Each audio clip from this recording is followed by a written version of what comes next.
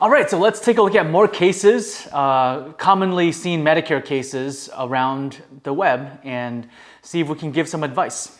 So in this case, the title of this post is A Cost Breakdown for New York City. Does this look about right? I was really taken aback by the cost, so I wanted to make sure this looks about right. No Medicaid qualification because of IRA and pension. Medicare Part A, Medicare Part B, $185. New York City Medigap, I'm assuming it's Medigap, Plan G, 360 Plan G 360. That's most likely the name of the plan. Plan D is 60. Oh, actually, 360 is the cost of the Plan G, and then Plan D is 60. That's $605 a month. I'm not looking at deductibles or anything, plus a supplementary dental plan. Do these costs seem usual? So this person is looking at the cost, saying $600 a month altogether. That's pretty high. And that person is absolutely right. So what that person is also electing for is top tier coverage from a medical perspective. So what they've got is Medicare Part A, Medicare Part B. A covers hospitalization, B covers outpatient services like doctor's visits, imaging labs, really anything that's in and out the same day. And then they chose a supplemental Plan G, which is one of the most robust supplemental plans out there. So with Medicare Parts A and B, with hospital and outpatient, Medicare Part A roughly has a $1,600 deductible for hospitalization, and Medicare Part B, there's a small deductible, it's about $200, and then after the deductible, you're on the hook for 20% of the cost. So small things, doctor's visits, so forth, not a big deal. Big things, chemo, outpatient surgery, that's where things can get really, really expensive, and you're paying 20% of the Medicare costs. So depending on where you live, there might be surcharges. So in this case, the Plan G comes in and covers 100% of that hospital Part A deductible and also 100% of that 20% coinsurance.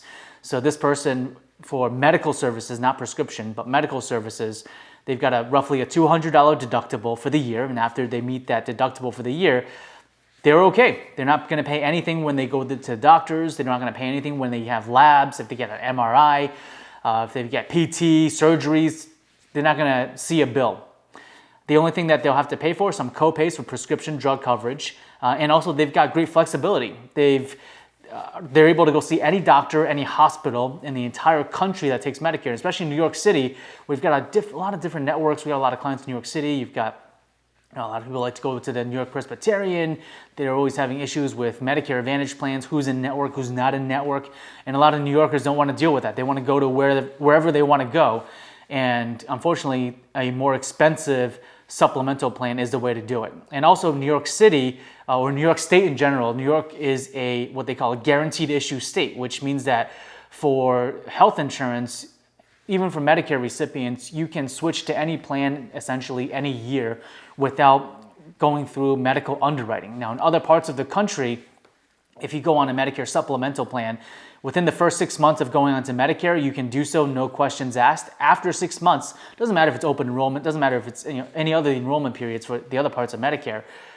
To go on a supplemental plan, you have to go through a medical underwriting process. You answer a series of medical questions, and if you've got pre-existing conditions, you could be denied entry into that supplemental plan down the road. Now, New York, other states like Connecticut, Massachusetts, for example, a lot of the states in the Northeast, that's not allowed.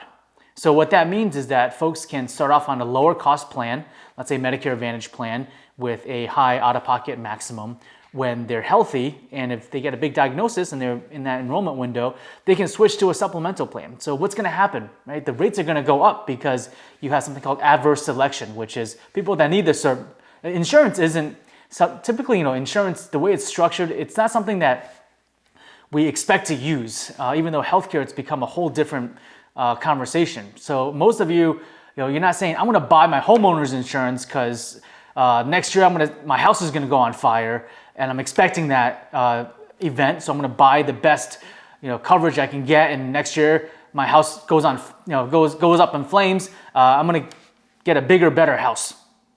Or next week I'm going to crash my car, and because of that I know my renewal is coming up, so I'm gonna up my car insurance, and that's that's how people think about health insurance nowadays. So again, that's not how typically insurance works, but again, that's another conversation. So in this case, because of that adverse selection, people are like, oh, I need more procedures, or I need more services, I'm gonna switch up.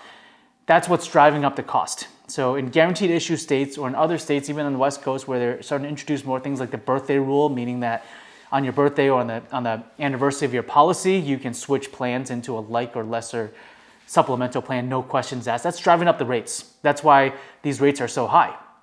In New York, again, Connecticut, Massachusetts, we see some of the highest Medicare supplemental rates in the country, because also a lot of those hospitals are pretty pricey in those big cities.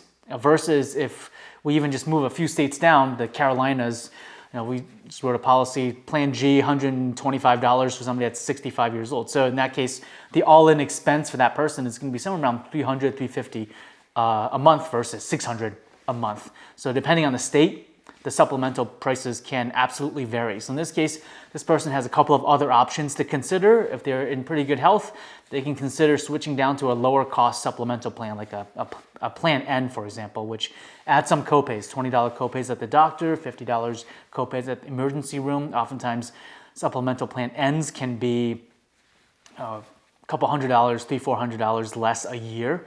So that's some savings. And as long as you're not going to the doctors, 20 times a year, then you're coming out ahead by just paying those $20 copays.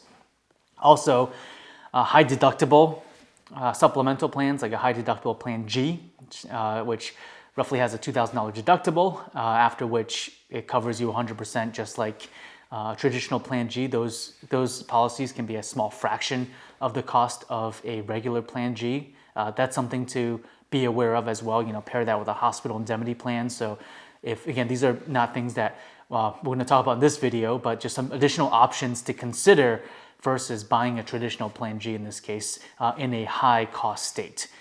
Because of course, this person can choose a Medicare Advantage plan, lower cost, but you're gonna have some of those restrictions, like network restrictions. Some plans may require you to get referrals to the specialist, more prior authorizations, and so forth. So again, that price in New York City, absolutely, that's the going rate for a traditional supplemental plan. And if that's out of budget, then there are other options to consider.